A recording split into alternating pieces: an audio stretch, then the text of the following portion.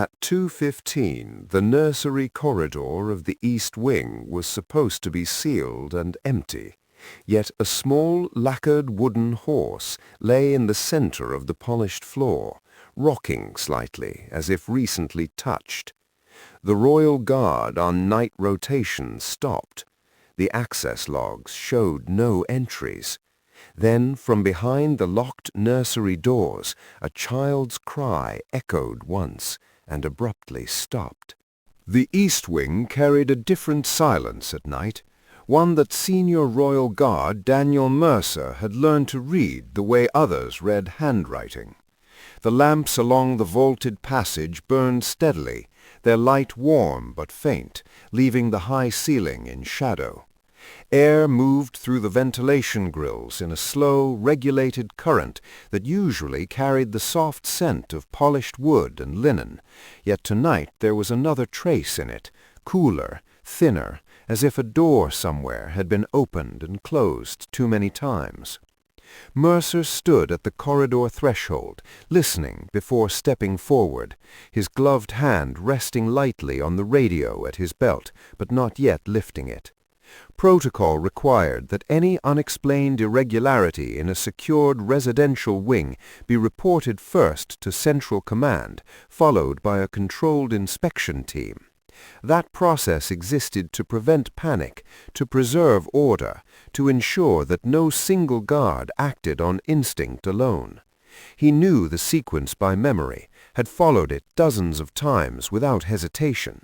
Yet the memory of the delayed camera feed from earlier still pressed at the edge of his thoughts, and the image of the child alone in a corridor meant to be empty refused to settle into something ordinary. He began walking, boots quiet on the runner carpet, counting doorways as he passed them, eyes adjusting to every shift of light and shadow. 2 junior guards waited at the junction ahead, already alerted to hold position, their posture rigid, but their expressions uncertain. Mercer gave a brief, calm instruction to seal the passage behind him and suspend all movement into or out of the East Wing until further notice. The words were measured, formal, but the order itself carried weight. A full corridor halt, even temporary, required justification that would be examined later in reports and briefings.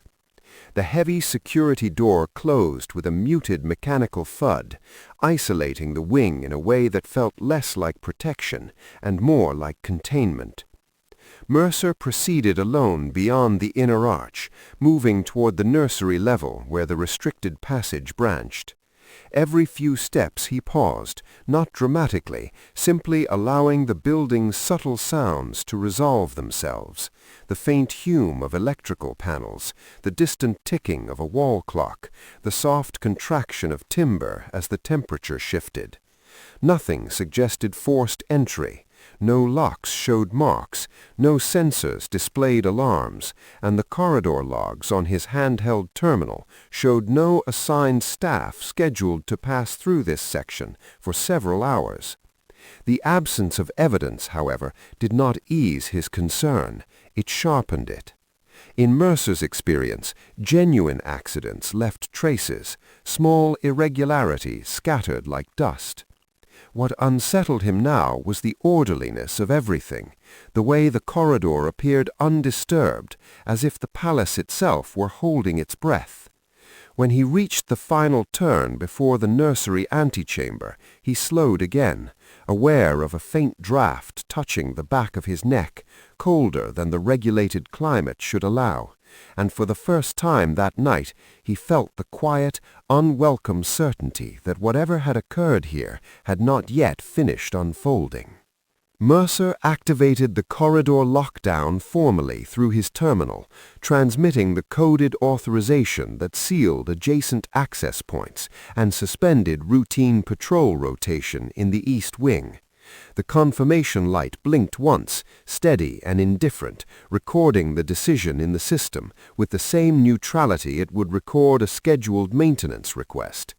Somewhere beyond the walls, he knew, supervisors would soon see the alert and begin asking measured, procedural questions. But for the moment, the corridor belonged only to the sound of his breathing and the faint whisper of air moving through vents. He continued forward, reaching the nursery antechamber and examining the door controls, running his gloved finger along the panel edges, checking the indicator lights for any sign of manual override. Everything remained aligned, sealed, untouched. Inside the adjacent monitoring alcove, a wall display showed environmental readings for the sleeping quarters, temperature, humidity, light levels, each within acceptable range, yet the temperature line dipped briefly at one point before returning to normal, a fluctuation so slight that most observers would dismiss it as calibration drift. Mercer did not dismiss it.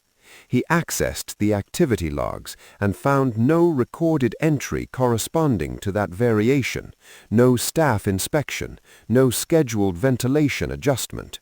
It was a gap too small to trigger automatic alarms, yet too precise to ignore.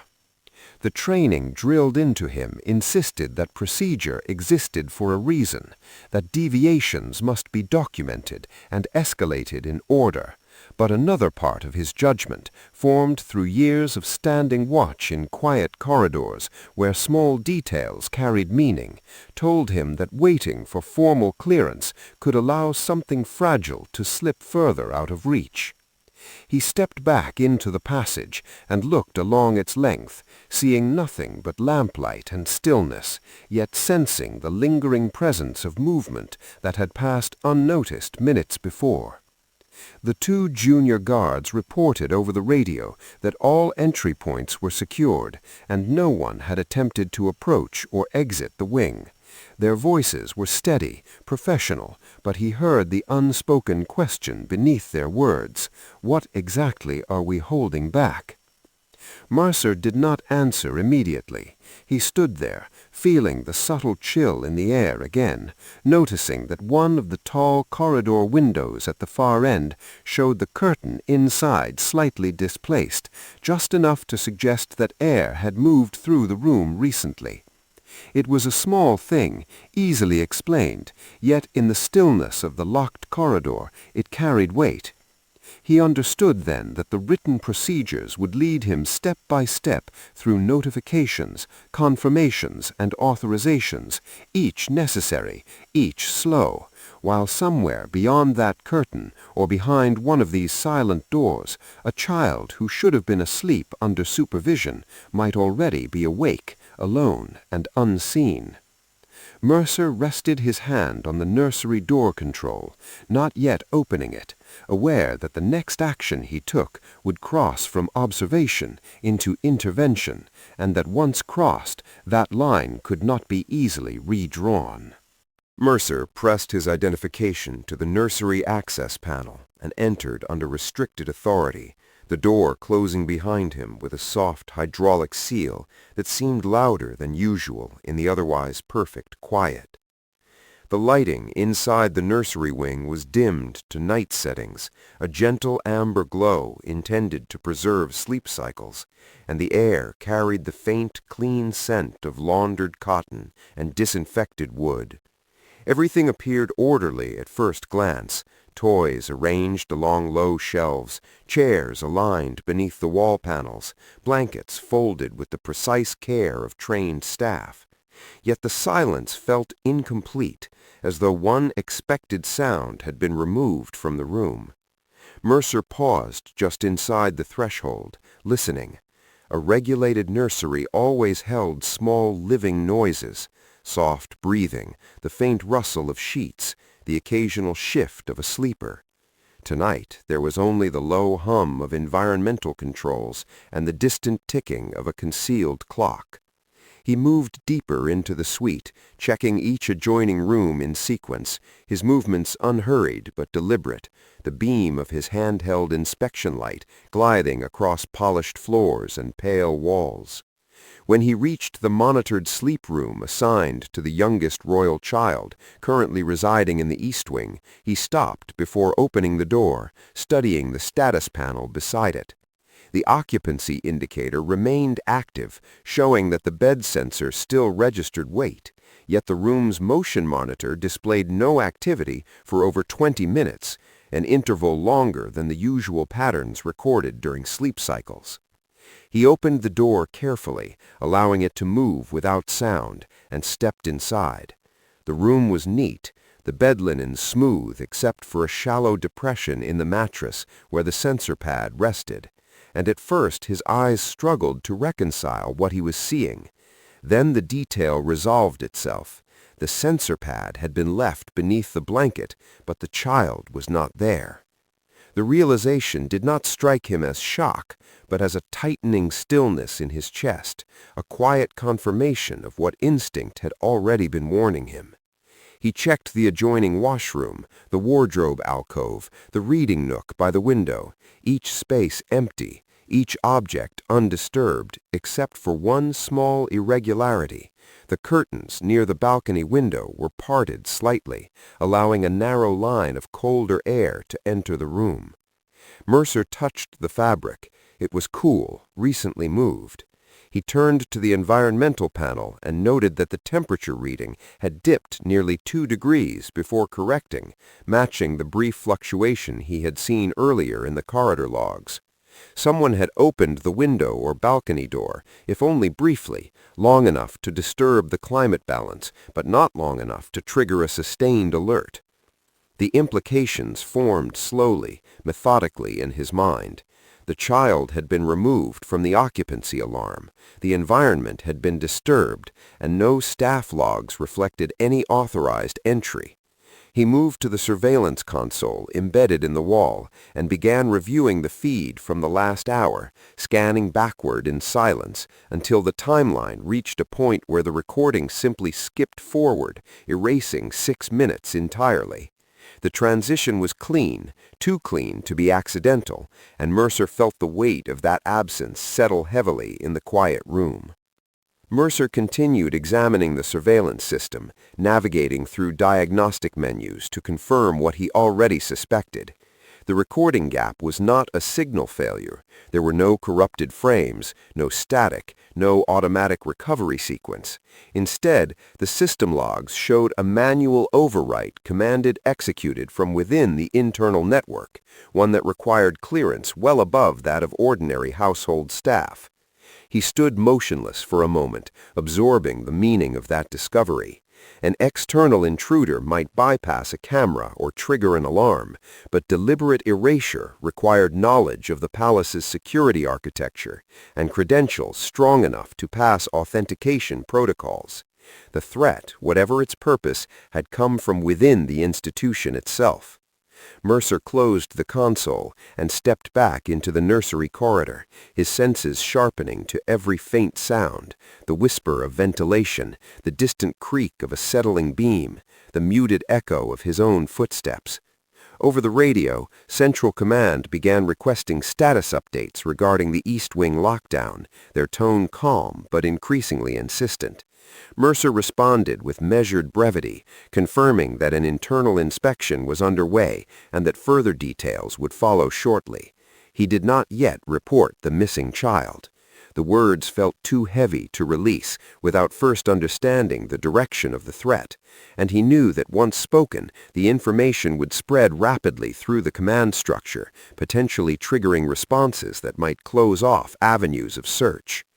He returned to the sleep room and studied the floor near the balcony again, noticing a faint mark on the polished surface, not a footprint, but a slight scuff consistent with rubber-soled footwear pivoting quickly. It was subtle, visible only when the light struck at a shallow angle, yet it confirmed movement where none should have occurred. He stepped onto the balcony and felt the night air against his face, colder than the regulated interior, carrying distant city sounds muffled by the palace walls. The balcony overlooked an enclosed garden, its paths empty, the lamps casting pale circles across trimmed hedges. No signs of descent equipment, no disturbed gravel, no indication that anyone had entered or exited from below. Whoever had taken the child had moved through the interior, not from outside. Mercer returned inside, closing the balcony door firmly, and stood in the center of the silent nursery, aware that the search had shifted from uncertainty to certainty. A child was missing, surveillance had been deliberately erased, and the only plausible route led deeper into the palace itself. He understood then that every passing minute increased the difficulty of recovery, yet reporting prematurely might trigger orders that would prioritize discretion over urgency. The conflict pressed quietly against his judgment, the weight of protocol balanced against the fragile immediate reality of a child somewhere in the vast silent structure, unseen and waiting.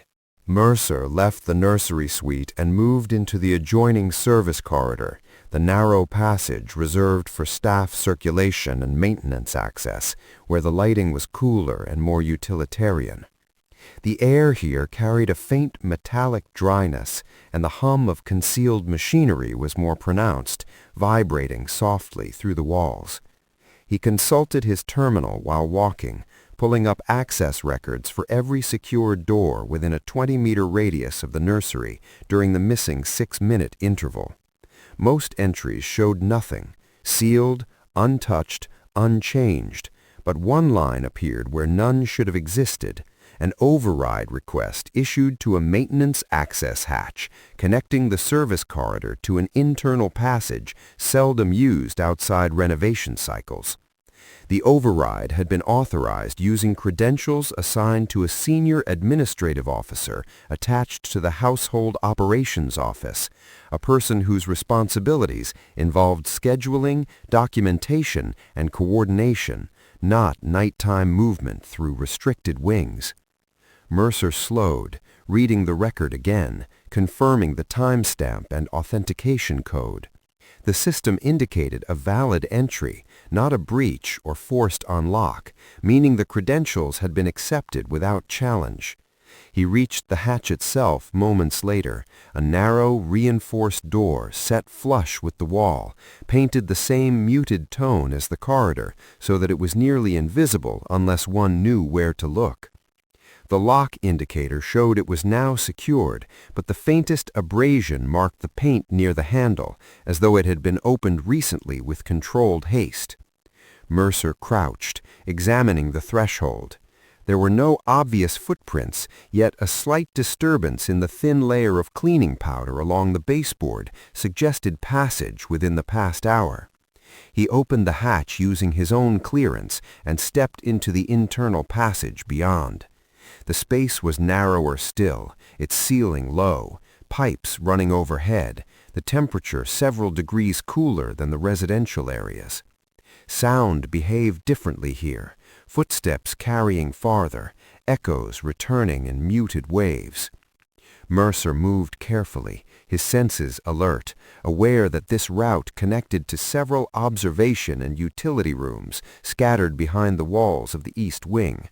It was a network designed for discreet movement by maintenance crews and security personnel, but tonight it felt like a concealed artery through which something had passed unnoticed. As he advanced, he considered the implications of the credential record. Administrative officers were trusted figures, many of them serving the household for years, their routines predictable, their loyalty rarely questioned. Yet the system did not distinguish between authorized purpose and unauthorized intent. It simply confirmed that a valid code had been entered. Mercer felt a quiet pressure building in his thoughts, the recognition that the search was no longer directed outward toward an unknown intruder, but inward toward someone who understood the palace, its rhythms, and its vulnerabilities. The internal passage opened into a small junction where 3 routes diverged, each marked by faded stenciled numbers and maintenance symbols. Mercer checked the environmental sensors mounted along the wall, noting a slight increase in airflow through the left-hand corridor, consistent with a door being opened recently somewhere along that route. He followed it, the floor beneath his boots colder now, the distant vibration of machinery giving way to a deeper stillness. After several turns, the passage ended at a secondary security panel connected to a discreet service entrance leading back into the residential wing, one seldom used except during medical inspections or infrastructure checks. The access log here confirmed the same administrative credentials had been used twice within a span of minutes, once to enter, once to exit. Mercer stood in the dim light, absorbing the sequence. Someone with internal authority had removed the child from the nursery, passed through concealed passages, and re-entered the residential areas without triggering alarms or attracting attention. Over the radio, Central Command's inquiries grew more pointed, requesting a formal explanation for the continued lockdown and asking whether an incident had been confirmed. Mercer replied with controlled precision that an internal access irregularity was under investigation and that further information would follow. He could hear in the measured silence that followed the restrained impatience of supervisors balancing operational protocol against the political sensitivity of disturbing the royal household without definitive cause. Mercer understood their position. A false alarm carried consequences, reputational as well as procedural. Yet the evidence before him left little room for doubt that something deliberate had occurred. He opened the service entrance and stepped into a secondary corridor of the east wing, this one lined with tall windows overlooking an inner courtyard, the moonlight casting pale geometric patterns across the floor. The wing remained quiet, undisturbed, the normal rhythm of night preserved, and that normality felt almost oppressive in contrast to the knowledge he now carried. Somewhere within these walls, a child was awake, removed from the safety of supervised quarters by someone who possessed both authority and intent.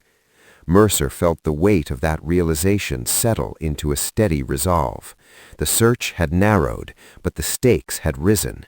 To accuse or even suspect a trusted official without proof could fracture the delicate balance of command, yet to hesitate risked allowing the situation to deepen beyond recovery.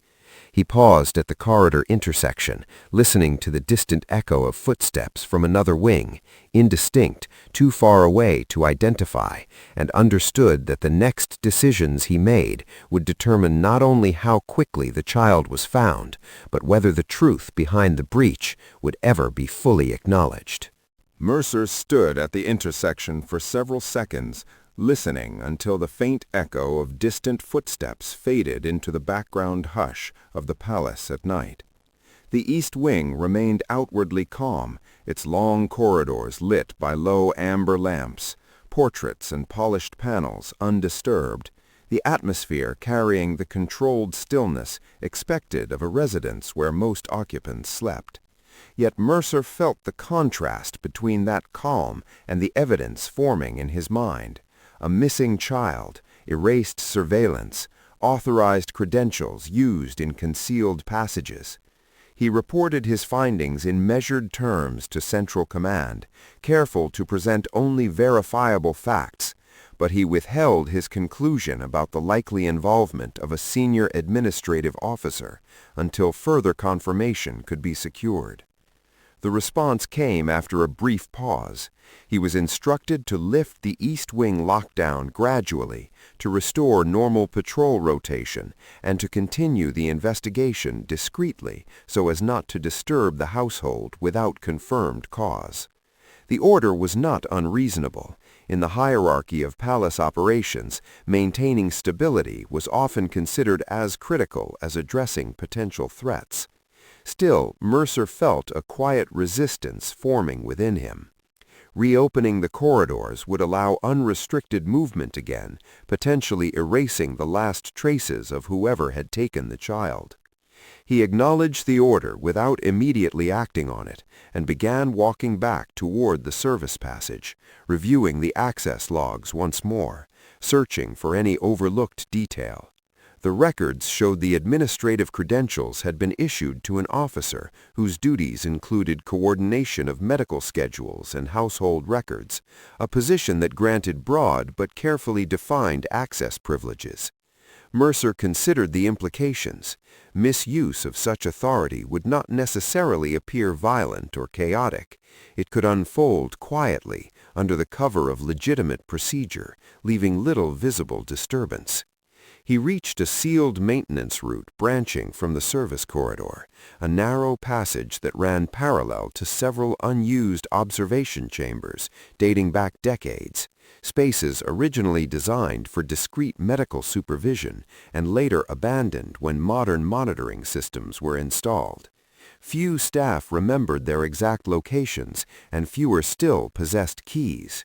Mercer requested confirmation of the lockdown status from the 2 junior guards at the outer corridor. They reported that all entry points remained secured, awaiting his instruction to reopen. Their voices carried a trace of uncertainty now, aware that the situation was no longer routine. Mercer did not give the order to lift the lockdown. Instead, he instructed them to maintain positions and to log the extension as a security precaution pending inspection. He knew that decision would be questioned, perhaps formally challenged, but he also knew that every instinct sharpened by years of quiet vigilance warned him that the threat was not yet contained. The palace around him felt larger in that moment, its hidden rooms and silent corridors stretching outward like an uncharted map, and somewhere within that map a child remained unaccounted for.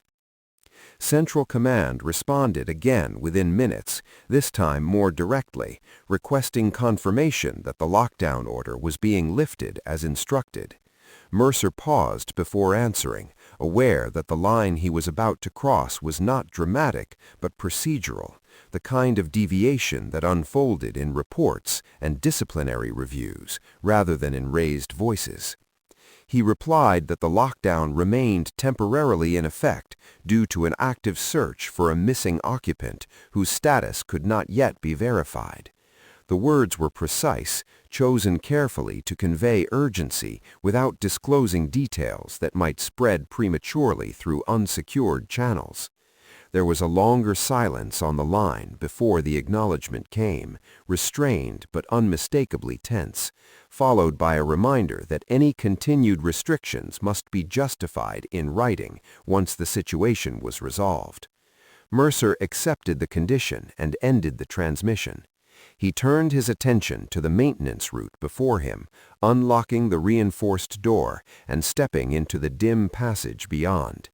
The air here was colder, carrying the faint odor of dust and aging paint, and his footsteps stirred echoes that seemed louder than they should have been.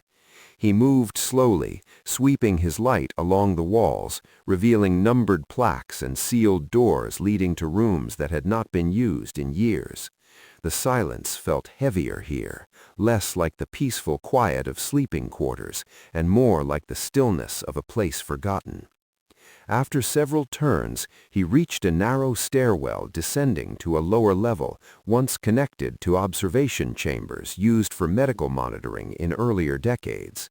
The records he had reviewed earlier suggested one such chamber lay directly beneath the nursery suite, accessible only through this route.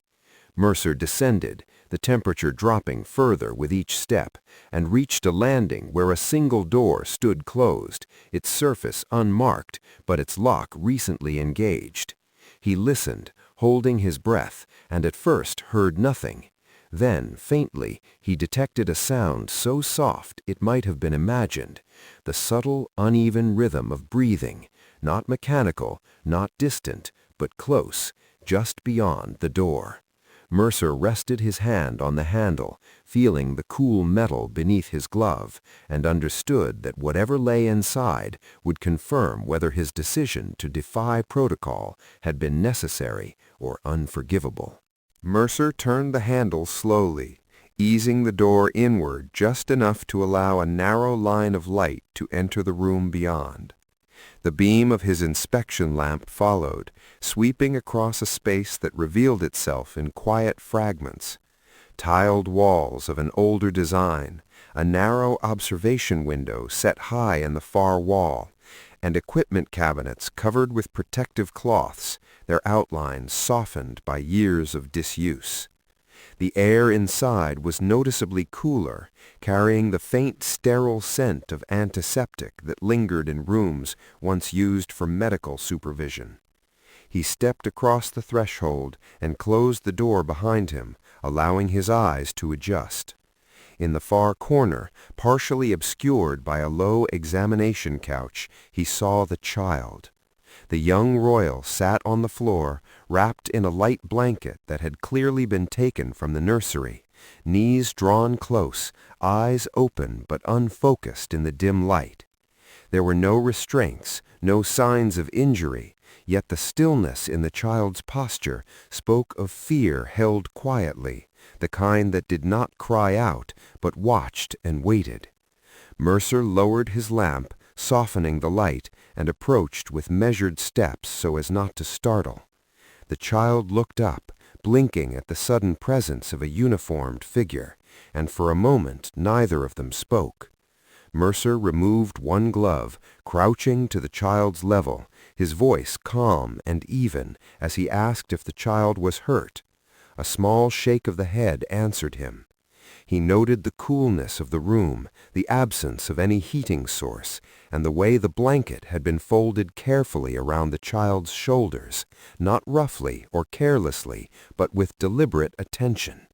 Whoever had brought the child here had not intended immediate harm, that much was evident. Yet the act itself, removing a sleeping child from a secure nursery and concealing them in a disused chamber, carried its own gravity, one that could not be explained by good intentions alone. Mercer checked the room methodically, confirming there were no hidden exits, no additional occupants, no equipment in operation. On a nearby counter, he found a small medical case, unopened but recently placed, its seal intact, suggesting preparation rather than emergency use. He felt the quiet weight of realization settle in. This had been planned, not improvised. Returning to the child, he spoke again in a low, reassuring tone, explaining that they would be returning upstairs shortly. The child nodded but did not rise immediately, as if reluctant to move until certain that the silence of the room would not return to swallow them again. Mercer extended his hand, and after a brief hesitation, the child accepted it, fingers small and cold against his own. As he guided the child toward the door, he heard a faint sound in the corridor outside, a distant footstep, measured, approaching slowly enough to suggest caution rather than haste. Mercer paused, his attention sharpening, every sense alert to the presence drawing nearer on the other side of the closed door. Mercer positioned the child quietly behind him and moved closer to the door, listening. The footsteps halted just beyond, followed by the faint metallic click of someone testing the handle from the outside, not forcefully, but with the careful pressure of a person who expected the door to open. Mercer spoke first, his voice controlled and unmistakably official, instructing the individual outside to identify themselves. There was a brief silence, then a calm, composed reply, giving the name of the administrative officer whose credentials had appeared in the access logs. The voice carried no panic, only a restrained tension, as though the speaker already understood what had been discovered. Mercer opened the door. The officer stood in the dim corridor, posture straight, expression pale but composed, a folder held in one hand, as if still clinging to the routine of paperwork and schedules. For a moment neither of them spoke. The quiet between them carried the weight of authority, duty, and the knowledge that something irreversible had already occurred. Mercer asked, evenly, for an explanation. The officer answered without raising their voice, stating that the child had been brought to the observation chamber to avoid a scheduled medical evaluation that, in their judgment, had been arranged prematurely and without sufficient consideration for the child's well-being. The intention, they said, had been to delay the process quietly, to prevent distress, and to allow time for reconsideration by senior physicians. Mercer listened without interruption, noting the steadiness of the explanation, the absence of evasiveness, and yet the unmistakable breach of authority it represented. Good intentions did not grant the right to override security, to erase surveillance, or to remove a child from supervised quarters in the middle of the night. He informed the officer that the child would be returned immediately and that the incident would be reported in full. The officer lowered their gaze slightly, not in protest, but in acceptance, as if the outcome had been anticipated from the beginning. Mercer guided the child past them into the corridor, feeling the small hand still gripping his own, and began the walk back through the maintenance passage toward the nursery level. The palace remained silent around them, its vast structure unchanged, yet Mercer felt that something within its order had shifted. The incident would be contained, inquiries conducted, procedures revised, but the deeper lesson would remain with him long after reports were filed.